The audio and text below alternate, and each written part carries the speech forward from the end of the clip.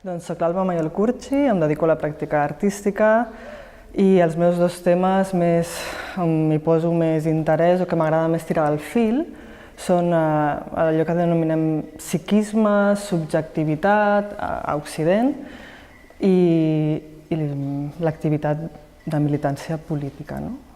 I per mi el xulo és poder imaginar un creuament d'aquestes dues coses i com es pot exercir una militància, activisme, com li vulguis dir, pensant-la des de la subjectivitat, des de nocions que per mi són molt importants com això, vulnerabilitat, sobretot, empatia, cura,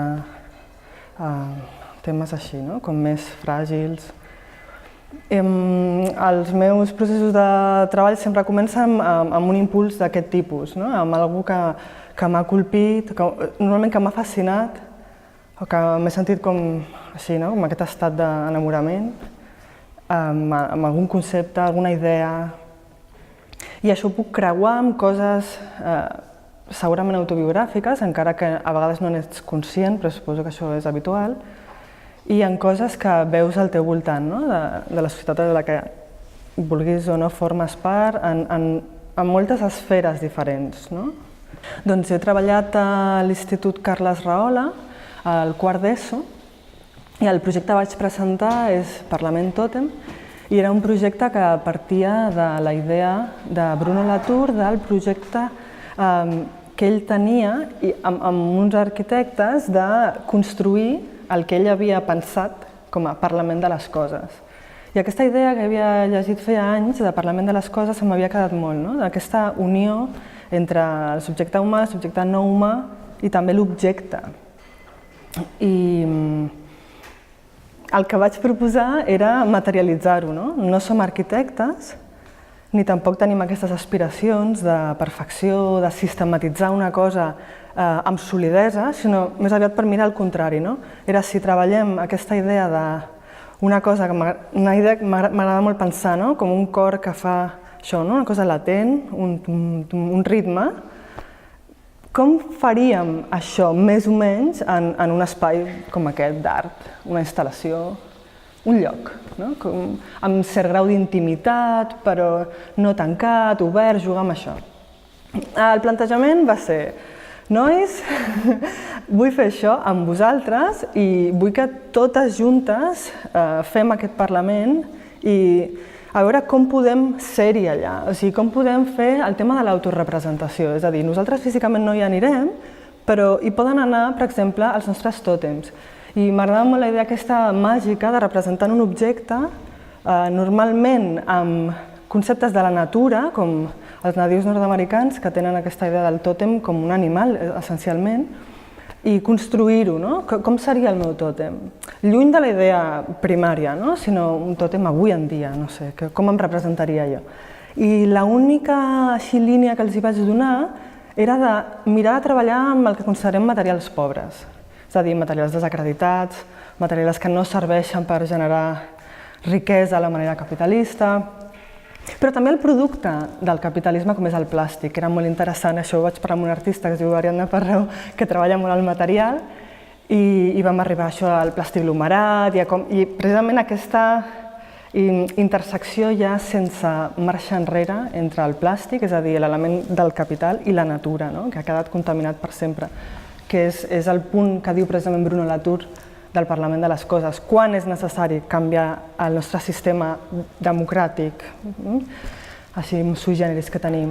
Quan la inevitabilitat del col·lapse climàtic ens porta a veure el món com ja un pas que no podem desfer, ja no podem tornar enrere. Vam començar fent lectures, llavors vam començar llegint això a Bruno Latour, vam llegir a Donna Haraway, vam tractar el tema de l'especisme, vam llegir Lito Steyer, el tema de la mirada, vam llegir Foucault per sobre, ja els vaig dir que Foucault estava en todo, així que està en todo. I al principi va ser una mica, per què hem de parlar? Preguntes molt interessants que sortien, per què hem de parlar? Això és plàstica. I això, tirant del fil, a part de generar debats sobre les qüestions que estaven passant en aquell moment bastant heavies a Catalunya, on es podia veure la dualitat que es veu a la societat, però una cosa que em vaig emportar molt xula va ser que fins i tot veient faccions mai no es va arribar a coses lletges. Això em va sorprendre molt. Sempre es va jugar net, entre ells, Jo estava com medio observadora, però fomentant-ho, i pensant també en quins límits podien posar, si a vegades es feien certes manifestacions que clarament contravenien, és que era igual d'on venien, ja no era qüestió de bandos, era... Però això va ser guai. I llavors, d'aquesta pregunta de per què tenemos que leer, per què hem de llegir, vam estar tirant de, vale, però llavors què estem fent? Què és l'art contemporani? Exactament, què és això?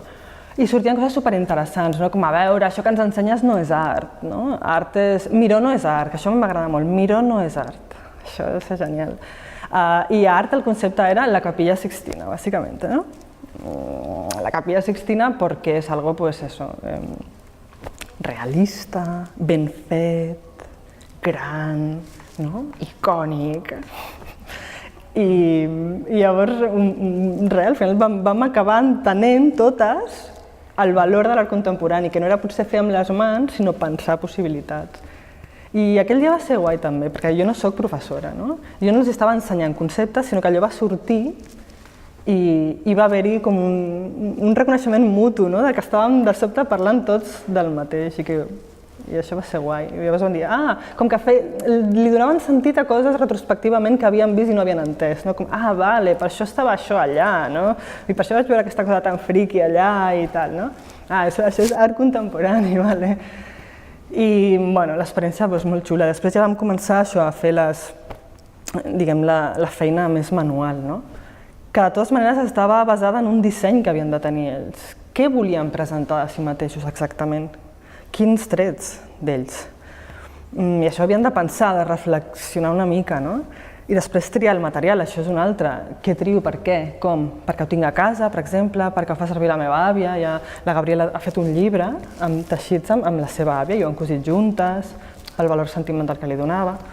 I vam fer uns petits tallers a classe d'algunes tècniques. Vam fer punt de creu, vam fer fang amb un ceramista que va venir. I vidre no ho podem fer, però algunes persones van demanar peces de vidre i les van fer a una persona que les feia manualment. I plàstic, també. I finalment, quan es van ficar amb això, la cosa ja per ells també tenia com més un sentit.